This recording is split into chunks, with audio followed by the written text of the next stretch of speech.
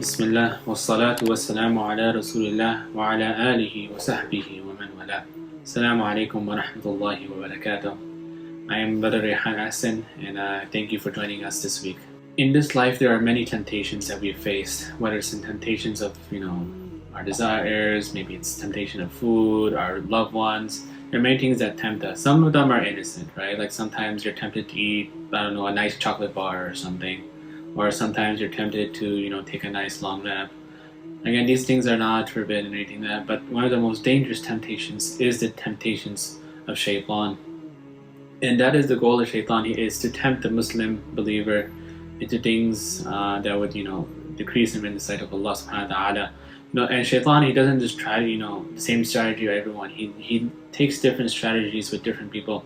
So sometimes he might try to make a Muslim commit a major sin, or if you can't do that, a minor sin. If you can't do that, maybe he's doing a very good deed. Maybe might make him do something that's not as good, but still good, right? He doesn't just jump in and all that. And today is a story I want to tell everyone that many of you guys are aware of, but it shows you how Shaitan takes a person who was very righteous and makes him commit the most gravest of sins. And it's a story of Barosisa. And many of you guys have heard this story, but it's a wonderful reminder for everyone, inshallah. And the story goes that there was a very famous monk in old times who was known for his piety and his, in his time he spent in prayer and devotion and everything. And in his town, there were three brothers living there who had a sister, right? They were taking care of their sister. And these three brothers, they wanted to go for jihad. They wanted to go fi sabilillah, right, to get that reward and fight for their country and fight for their fellow believers. But again, these three brothers were the sole caregivers of their sister, and they couldn't just leave her alone by herself. So they said, there's Barosisa. He's a very well-known and pious man. Why don't we leave our sister in his care, right? No better person. And they approached Barosisa and they said, we want to go out, but we don't have anyone to look after our sister. Could you look after our sister while we are gone? And initially Barosisa, he rejected this, right? Because he said, again, this is not his mahram, this is not someone he's related to, and he didn't want to be associated. But Shaitan appeared before him or convinced him that, hey, you are a righteous person, right? You're stopping these people from doing jihad, you're stopping them from doing good deeds. Do you want to be held accountable for that? And of course, Barosisa, he took that logic to himself. Okay, he went back to the brothers and he said, I will take care of your sister.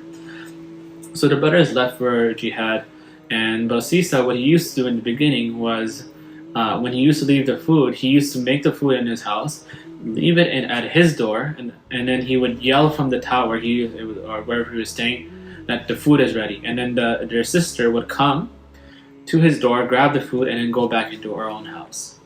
And this went on for some while, and after Shaitan started whispering to him again, people are gonna start seeing her, they're gonna look at her, making her uncomfortable, coming to your house. Why don't you just put the food in front of her house, right? So, and again, this is all innocent, right? He's like, okay, fine, I'll put it. So he used to leave the food in front of her house, and then he used to go upstairs, and then he used to yell that the food is outside your house, and then she would take it.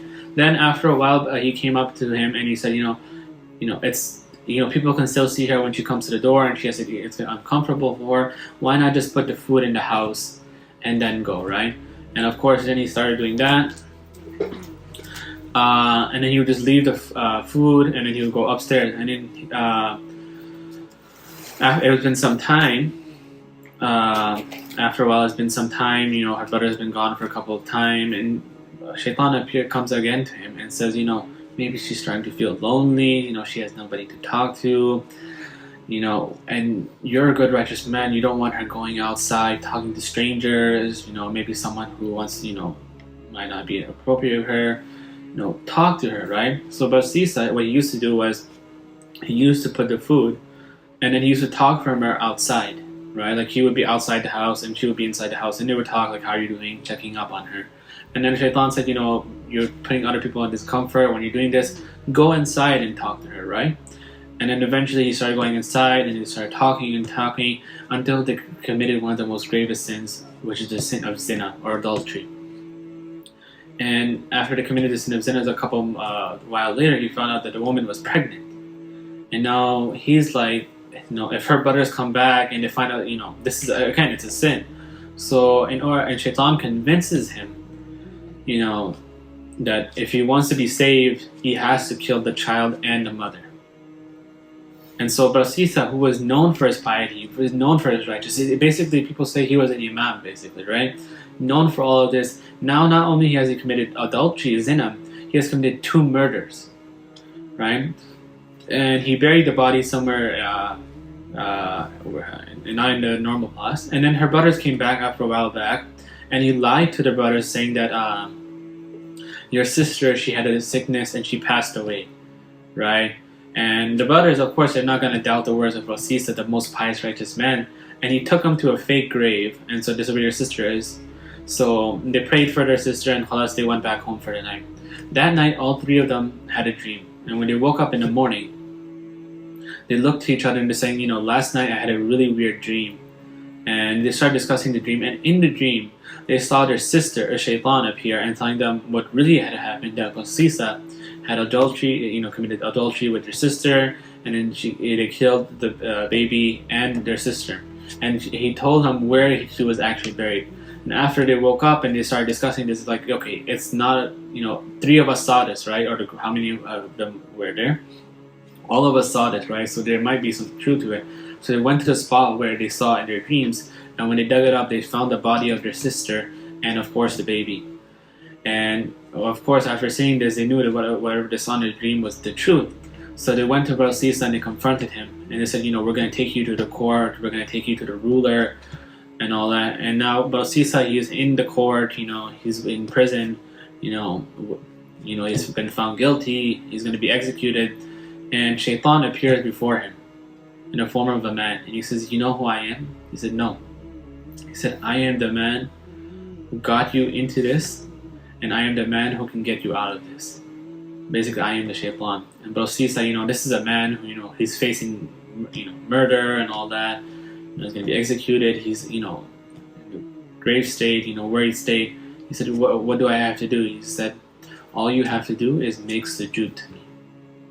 Brasisa went down right then and there, and he made sujood to Shaitan. And Shaitan said, thank you very much, and he left. And within a few hours later, Brasisa was executed. And the very last thing he did before he was executed was make sujood to Shaitan, which is the most gravest of sins. So you can see from this story that Shaitan doesn't target us, doesn't tempt us right away with the big things. He makes us start, small steps, right? And then until it gets, I was listening to an example, right? When you're talking about young people dating and all that, right? It starts off all innocent, right? It says, Salaam alaikum, how are you? All on that. And then when someone tells them, like, hey, I'm not doing this, right? I'm not doing that thing. I'm just saying salam. I'm just, being polite and everything. And within those small steps, itsy bitsy step, they wind up doing the very exact thing they said they were not doing in the beginning. So we have to be careful about temptations. Be careful in whatever we do. And one thing, of course, we can always do that helps us is remembering Allah subhanahu wa ta'ala, right? Praying our prayers on time, making zikr, and this is another very, very famous story by Abu Hurairah radiallahu anh, where he was asked by the Prophet ﷺ to guard the provisions and the taxes and monies they had overnight, right? Stand as a security guard. And one night, while he was guarding, he found a man trying to steal from this place. And when he captured the man, he said, I'm going to take you to the Prophet ﷺ, right? And he said, no, please don't take me. I have a family. I need to take care of them. And Abu Hurairah, he felt sad, so he let him go. And next night, the same incident happened. And the Prophet ﷺ, every morning, he asked him, what happened with your visitor last night, right? Even the Prophet ﷺ wasn't there. And Abu Hurairah said, I let him go because I felt bad for him. And this happened for 2-3 days. And then after the 3rd or 4th day, when he found the same person trying to steal again, he said, this time I'm going to take you to the Prophet ﷺ. And he said, wait, what if I gave you some advice or something that will benefit you? And he said, what is it?